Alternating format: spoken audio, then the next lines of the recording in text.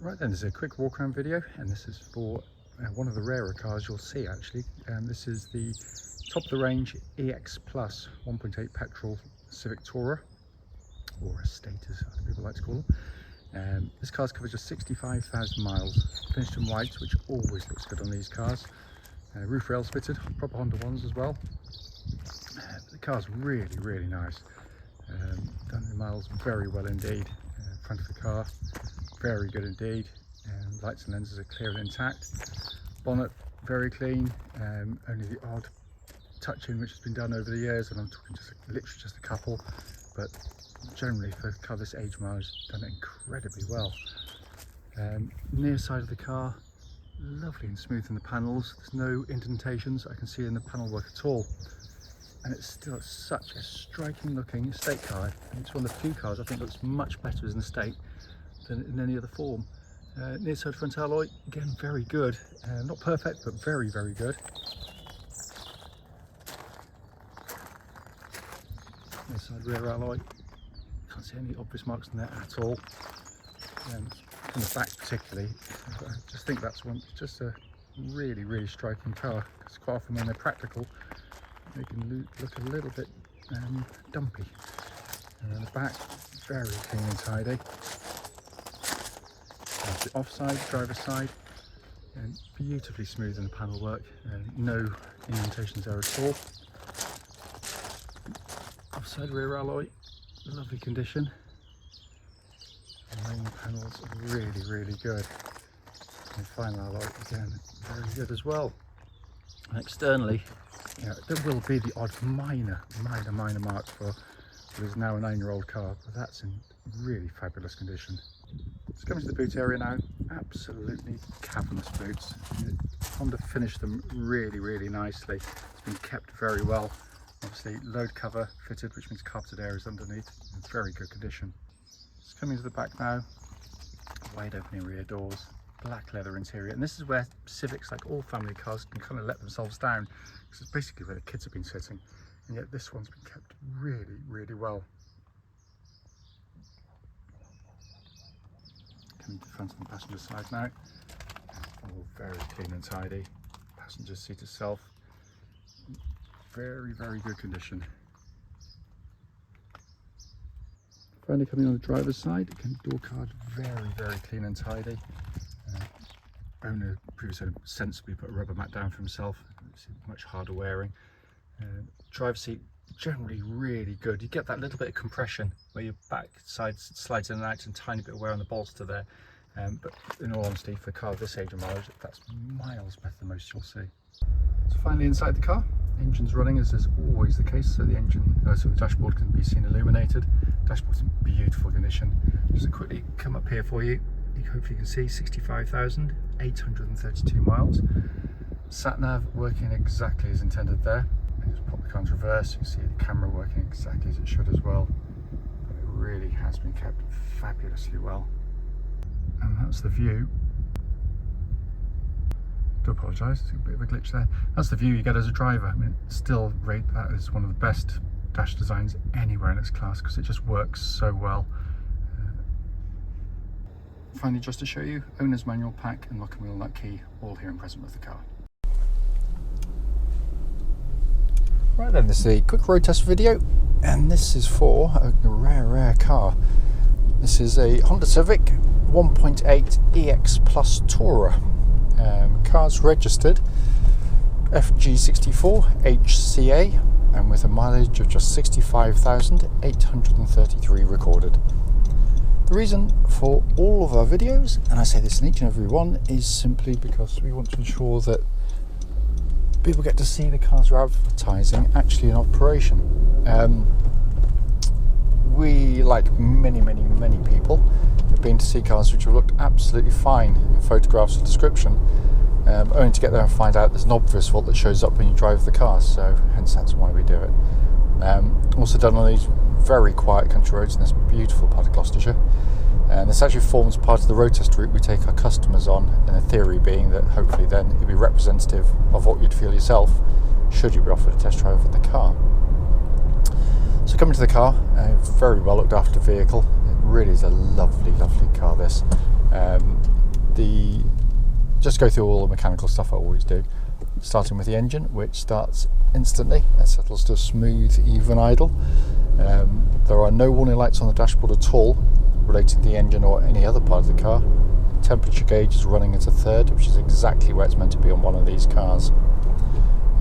Honda, in my humble opinion, but shared by many, build the best four-cylinder engines in the world, and this is a classic example of why. They are incredibly tough and reliable over big mileages. They are cam chain driven, there's no cam belts to worry about with them, but almost more importantly than that in some ways is the fact that it is just such a lovely engine to use day in, day out. It's quiet, it's got a soft edge to its engine note, it's a really sweet sounding engine. Only when you put your foot down hard you get that lovely typical Honda kind of induction noise, but it's muted, it's not, it doesn't sort of shout out to you, so like now you can feel it, but it's there, but it sounds nice. It's pleasing to the ear rather than kind of the coarse sounding engines which most manufacturers give you. It's also incredibly tractable and docile at low revs. You can pull away in much higher gears than you actually think you can, and it's also incredibly fuel efficient just driven normally. They're really great engines. Engine then feeds through the clutch and gearbox. The clutch on the car is absolutely perfect. Bike points where it's meant to be. It's nice and smooth in operation. Gear change really nicely done. Honda always do good gearboxes, not only in terms of reliability, but also in terms of the way they operate. Because Honda want you to have every control, to have a lovely tactile, mechanical feel to them.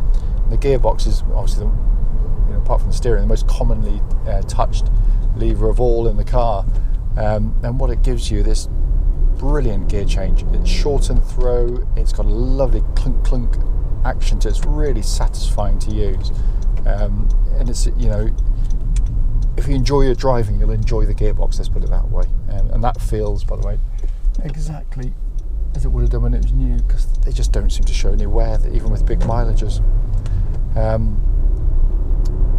Come to the steering and the chassis of the car, which again is just, it's brilliant. The steering's got lovely weighting to it. It's not, I hate overlight steering. It's light, but in a good way. But what it is so crisp to change direction. You point at a little point on the road and it follows absolutely faithfully to it. But it doesn't unsettle either. It's genius in the way it's been set up, because it works with the chassis absolutely brilliantly. It also, by the way, tracks absolutely dead straight. There's no vibrations at this speed, or any speed actually up to the legal limit. But with the chassis, you've got this wonderfully sort of supple, compliant ride. But when it goes to the corners, it's so keen to change direction. Body control's really good. On these top of the range or higher spec ones, you get this little button down here, so you can change the rear shock absorber settings. I'm currently in comfort mode. If I go into dynamic, you can feel it firm up, and then normal, sort of a halfway house between the two. Being old and arthritic, I like the comfort mode because that's the most comfortable of all by definition. There are, by the way, absolutely no clunks or rattles coming from underneath the vehicle. It shouldn't be there, so all in fine order. Brakes on the car, just wait to the last minute, give it a bit of a dab. Really nice brake pedal on the car, powerful, solid, no pulsing, no vibrations coming back through the brake pedal at all, so all in fine fettle there. Finally coming inside the car, this is where, I am biased, I'm brutally honest with you, because I just love this interior, but it is, what I love about it is the fact that it doesn't appeal to everybody. It is a bit of a kind of a Marmite interior in that sense, but what is unarguable is the fact that it works. It's ergonomically, it's really sound. It's also beautifully built. The amount of estate cars, because they're not as rigid as a saloon car or a hatch. They're just this bigger, wider open space, big tube, if you like. And I've been in some really high-end, so-called premium quality estate cars, which have become rattle boxes in a very, very short period of time. Squeaks and groans and all sorts of stuff going on. And yet there isn't a squeak or rattle from the interior. It is beautifully put together. The dash design, as I said, to my eyes at least, is so appealing because it's different and it still looks good now after all these years. It makes you feel special sat in the car. The most conventional part of it is just the centre section here. So, you've got sat nav all working perfectly, dual zone climate control system, again pumps out absolutely ice cold air, heated seats again all working as they should. But its selling point, if you like, has always been to me this two-tier design. So basically the upper deck is the stuff you're going to look at most regularly actually.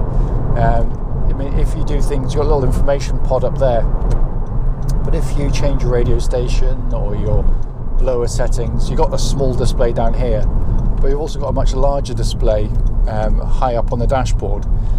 But the most commonly looked at dial of all is of course your speed, and there it is all by itself, big, bold, easy to see. Basically you can look at the road ahead, but at the corner of your eye clearly see your speed at all times. It is genius. Down below that you've got a more conventional pod with 3 dials, rev counters mounted in the middle, flanked either side by your temperature and fuel gauges. It just looks fantastic, and at night time it's all illuminated. It just is a bit nerdy, but it looks superb. Steering wheel, lovely, thick rimmed, leather bound, feels absolutely great in hand, and like the rest of the interior is just in lovely condition. It really is. It's a fabulous car. You can see why they're sought after, why they retain their values so strongly compared to virtually any other car in its class. And it's because it's a brilliant estate car that happens to drive brilliantly, is incredibly reliable and beautifully built. Apart from that, there's not much to go for it, is there? As always, if you've got any questions, don't hesitate to give us a call.